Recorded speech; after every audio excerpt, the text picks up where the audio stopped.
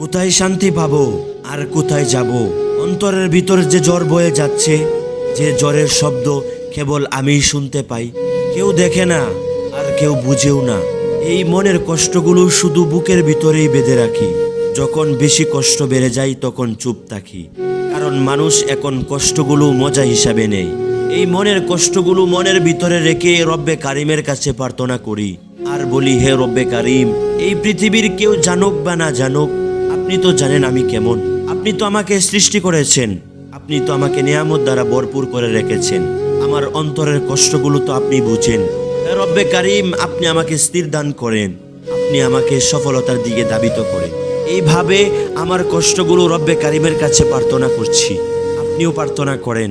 আশা করি আপনার রব আপনার সাথে থাকবেন ইনশাআল্লাহ। কারণ এই পৃথিবীর সবাই আপনাকে ছেড়ে চলে গেলেও আপনার রব কখনো আপনাকে ছেড়ে চলে যাবে না। কারণ আপনি নিজেকে যতটা ভালোবাসেন তার থেকেও বেশি আপনার রব আপনাকে ভালোবাসে। আপনার রব চাই আপনার কষ্টগুলো আপনি আপনার রবের কাছে প্রার্থনা করেন। সবসময় বসে থাকেন যে, হে বান্দা, তোমার মনের ভিতর কষ্টগুলো লেগে আছে, এই কষ্টগুলো পৃথিবীর কেউ সরাতে পারবে না, আমি রব্বে কারিম যদি না চাই। তাই আমার দিকে ফিরে আসো, আমার কাছে বলো।